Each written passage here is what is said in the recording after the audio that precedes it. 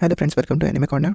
तो आज के हमारे एनिमे बैटल में दो जो कैरेक्टर्स हैं उनमें से फर्स्ट है गोजो सातोरू マジ और सेकंड है मॉब एके कागेयामा शिगेओ एके। 白手ポイズン इस वीडियो में हम इन दोनों कैरेक्टर्स कंपेयर कर रहे हैं क्योंकि दोनों जो एनिमे हैं उनके पावर सिस्टम और कैरेक्टर्स काफ़ी ज़्यादा सिमिलर हैं। जैसे जुजुत्सु काइसेन के अंदर जो कर्स स्पिरिट्स होती हैं वो लोगों के नेगेटिव इमोशंस की वजह से बनते हैं, और मॉब साइको के अंदर भी ऐसा होता है क्योंकि ड्रैगर जो है वो भी लोगों के डर वाले जो इमोशंस हैं उनकी वजह से बना था। और इसके अलावा मॉब साइको के अंदर भी जुजुत्सु काइसेन की तरह कर्स्ड ऑब्जेक्ट्स एग्जिस्ट करते हैं। जैसे साकुराई के पास जो स्वॉर्ड था वो सिर्फ एक प्लास्टिक स्वॉर्ड था, लेकिन उसने उसको कर्स करके एक काफ़ी स्ट्रॉन्ग स्वॉर्ड में बदल दिया था। और इसी तरह के कर्स्ड ऑब्जेक्ट जुजुत्सु काइसेन में भी एग्जिस्ट करते हैं। तो हम सबसे पहले इन दोनों कैरेक्टर्स की एबिलिटीज़ को थोड़ा ब्रीफली देखेंगे और फिर इसके बाद कंपेयर करेंगे कि इन दोनों में से कौन सा स्ट्रॉन्गर कैरेक्टर है। तो गोजो इस सीरीज का सबसे ज़्यादा स्ट्रॉन्ग कैरेक्टर है और ऐसा खुद गोजो ने कहा था। तो सबसे पहले उसकी टेक्निक्स की बात करें तो उसके पास है limitless, six eyes, domain expansion, hand to hand combat, barrier और टेलीपोर्टेशन और रिवर्स बर्स्ट टेक्निक। तो उसकी लिमिटलेस की वजह से उसकी ज़्यादा पावर्स आती है। तो लिमिटलेस को वैसे मैं ब्रीफली एक्सप्लेन कर देता हूँ। तो लिमिटलेस गोजो सबसे ज़्यादा इंपॉर्टेंट टेक्निक का देखा जाए तो कि इसकी हेल्प से वो स्पेस को मैनिपुलेट कर सकता है और ऑब्जेक्ट का जो फ्लो होता है उसको कंट्रोल कर सकता है। और लिमिटलेस की वजह से उसकी जो मेन पावर्स हैं जैसे कि इन्फिनिटी मिलती है उसको, और इन्फिनिटी की हेल्प से उसके पास एक बहुत ज़्यादा अच्छा डिफेंस है जिसकी वजह से कोई भी अपोनेंट उसको टच नहीं कर सकता और कोई भी अटैक उस तक नहीं पहुंच सकता। इसके अलावा उसकी जो मेन दो अटैकिंग टेक्निक्स हैं ब्लू और रेड वो भी लिमिटलेस की वजह से ही है। और जहाँ पे ब्लू का मतलब है एक काइंड ऑफ ब्लैक होल जिसके अंदर सारी चीज़ सकिन होती जाती है, और रेड इसका जस्ट अपोजिट है जिससे सारी चीज़ें रिपेल होती जाती है। और इसके अलावा उसकी जो सबसे स्ट्रॉन्ग टेक्निक है यानी कि पर्पल, वो भी ब्लू और रेड को मिक्स करने से बनती है।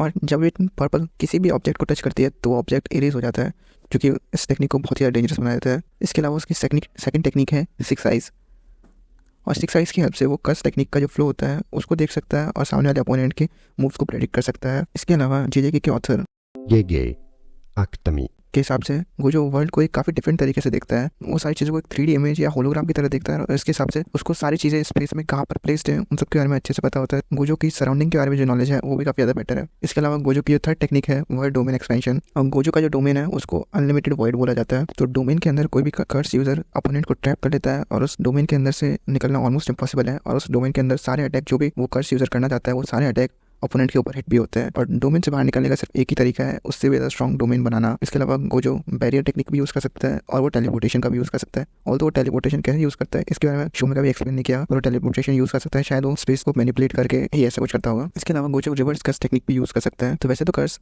नेगेटिव एनर्जी होते हैं, लेकिन दो कर्स को मिलाकर नेगेटिव कर्स टेक्निक बनाई जा सकती है जिसका हेल्प से वो हीलिंग और रिकवरी परफॉर्म कर सकता है। और 2G के अगेंस्ट जब वो बहुत ज़्यादा इंजर्ड हो गया था तभी उसने रिवर्स कर्स टेक्निक की हेल्प से ही खुद को दोबारा से रिवाइव किया था। और इसकी हेल्प से ही गोजो अपने ब्रेन को बहुत ज़्यादा प्रिस्टीन कंडीशन में रखता है जिसकी हेल्प से वो हमेशा बहुत अच्छे से सोच पाता है। इसके अलावा गोजो के पास फ्लाइंग एबिलिटी भी है। और वो कितना तेज फ्लाई कर सकता है इसके बारे में कोई बताया नहीं। वो सिर्फ एक बार हवा में फ्लोट करते हुए दिखाया गया था। और वो टेलीपोर्टेशन में कितना फास्ट यूज़ कर सकता है इसके बारे में पता नहीं। और गोजो की जो लास्ट टेक्निक है वो है उसकी hand to hand combat skills. तो गोजो वैसे हैंड टू हैंड कॉम्बैट में भी काफ़ी ज़्यादा अच्छा है और उसके पास स्ट्रेंथ भी बहुत ज़्यादा है जो कर्स्ट एनर्जी की हेल्प से अपनी स्ट्रेंथ को एनहांस भी कर लेता है। तो अब हम आते हैं मॉब की एबिलिटीज़ के ऊपर। तो मॉब की पावर गोजो के कंपेरिजन में काफ़ी ज़्यादा सिंपल है और काफ़ी ज़्यादा इफेक्टिव भी है। तो मॉब जो कैस्पर है तो उसकी सबसे ज़्यादा इंपॉर्टेंट टेक्निक है टेलीकिनेसिस।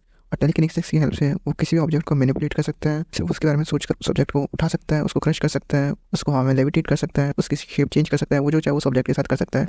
और इसी की हेल्प से वो खुद भी हवा में उड़ सकता है या फिर किसी दूसरे पर्सन या ऑब्जेक्ट को भी हवा में उठा सकता है। इसके अलावा उसकी नेक्स्ट टेक्निक है उसकी साइकिक एनर्जी का मैनिपुलेशन। और साइकिक एनर्जी की मैनिपुलेशन की हेल्प से वो अपने आचार और बैरियर्स बना सकता है या शील्ड बना सकता है, और इस साइकिक एनर्जी को मैनिपुलेट करके खुद की फिजिकल स्ट्रेंथ भी बढ़ा सकता है और अपनी एनर्जी किसी दूसरे इंसान को भी दे सकता है। इसके अलावा मॉब की नेक्स्ट टेक्निक है वो स्पिरिचुअल अवेयरनेस। और इसकी हेल्प से मॉब अपनी सराउंडिंग्स में किसी भी स्पिरिट या फिर किसी दूसरे एस्पर की प्रेजेंस को महसूस कर सकता है। तो इसकी हेल्प से कोई भी इंसान उसके ऊपर एक सरप्राइज अटैक नहीं कर सकता। और मॉब की जो लास्ट टेक्निक है वो है एस्ट्रो प्रोजेक्शन। और इसकी हेल्प से वो अपनी स्पिरिट को अपनी बॉडी से अलग कर सकता है, पर ऐसा करने पर उसकी बॉडी काफ़ी ज़्यादा वल्नरेबल हो जाती है क्योंकि उसको प्रोटेक्ट करने वाला कोई नहीं होता।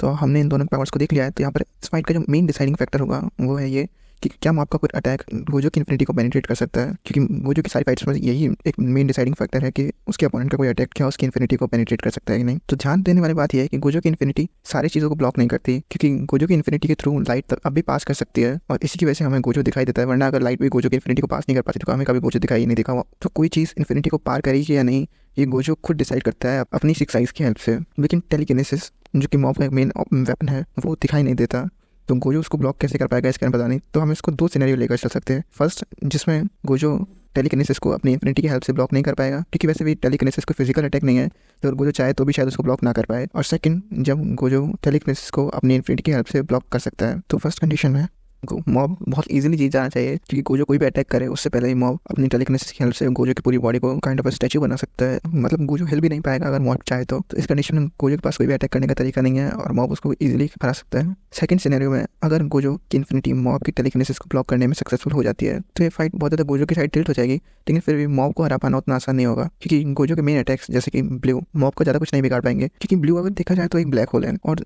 मॉब साइको में जो 7th डिवीजन का जो लीडर था इशिगुरो, उसका मेन अटैक जो था वो कई सारे ब्लैक होल्स बना सकता था और दोनों के जो ब्लैक होल्स है उनकी स्ट्रेंथ ऑलमोस्ट सिमिलर है, दोनों एक बिल्डिंग को डिस्ट्रॉय कर सकते हैं और शायद पावरफुल नहीं है। लेकिन मॉब के पावर्स को बोरो करके रेगन उन ब्लैक होल्स को किसी फुटबॉल की तरह दूर फेंक दे रहा था, तो ऐसा लगता नहीं है कि मतलब ब्लू का मॉब के ऊपर कोई ज़्यादा असर होना चाहिए और सिमिलर कंडीशन नहीं रेड की होगी। हालांकि पर्पल कुछ शायद मॉब का कुछ बिगाड़ पाए, लेकिन पर्पल की स्पीड कितनी है और क्या मॉब पर्पल को डॉज कर सकता है? तो पर्पल की स्पीड के बारे में वैसे तो कहीं पे कोई नंबर मेंशन नहीं है, लेकिन एनीमे के हिसाब से पर्पल जो है मासलेस है, उसकी वेलोसिटी शायद लाइट की वेलोसिटी के इक्वल हो, तो मॉब शायद पर्पल को डॉज ना कर पाए, पर मॉब अपने एनर्जी बैरियर की हेल्प से पर्पल को रोक पाता है। इसके अलावा गोजो के पास ऐसा कोई दूसरा अटैक नहीं है जो मॉब को बहुत ज़्यादा हार्म पहुंचा सके, क्योंकि गोजो के जो फिजिकल अटैक्स है उससे ज़्यादा कई पावरफुल कैरेक्टर्स मॉब साइको में कई सारे हैं और फिजिकल अटैक्स का मॉब के ऊपर ज़्यादा कुछ असर होता नहीं है। तो गोजो के पास जीतने का सिर्फ इकलौता चांस यही है कि वो अपने पर्पल की हेल्प से मॉब को हिट कर सके। इसके अलावा गोजो के पास जीतने का और कोई चांस नहीं है, लेकिन मॉब के पास भी ऐसा कोई अटैक नहीं है इस सिनेरियो में जो गोजो की इन्फिनिटी को पार कर सके। तो ओवरऑल कुछ टाइम के बाद मॉब शायद एक्सॉस्टेड हो जाए और गोजो उसको अपने पर्पल की हेल्प से हिट कर सके, और ऐसा करने पे मॉब क्लियरली हार जाएगा, क्योंकि पर्पल अगर कोई भी ऑब्जेक्ट को टच करता है तो उस ऑब्जेक्ट को रियलिटी से इरेज ही कर देता है। तो मॉब का शायद इससे बचना मुश्किल है। तो सारे फैक्टर्स को कंसीडर करने के बाद में अपन देखें तो कंक्लूजन यही है कि अगर टेलीकिनेसिस गोजो की इन्फिनिटी को पेनिट्रेट कर सकती है तो फिर तो ये फाइट मॉब बहुत ईजिली जीत जाएगा, लेकिन अगर नहीं कर पाती तो फिर मॉब के लिए जीतना इम्पॉसिबल है। और मेरे हिसाब से टेलीकिनेसिस शायद गोजो की इन्फिनिटी को पेनिट्रेट कर सकती है, क्योंकि टेलीकिनेसिस कोई फिजिकल अटैक नहीं है और इसके अलावा तोजी के जो कर्स ऑब्जेक्ट्स थे वो भी गोजो की इन्फिनिटी को पेनिट्रेट कर सकते थे। तो इसका मतलब ये है कि गोजो की इन्फिनिटी को पेनिट्रेट करना इम्पॉसिबल नहीं है और कुछ तरीके से उसकी इन्फिनिटी को पेनिट्रेट किया जा सकता है। तुमको क्या लगता है इस फाइट का विनर कौन होगा? नीचे कमेंट्स में बताना। अगर वीडियो अच्छा लगा तो लाइक कर दो, इस चैनल को सब्सक्राइब कर दो। नेक्स्ट वीडियो तक के लिए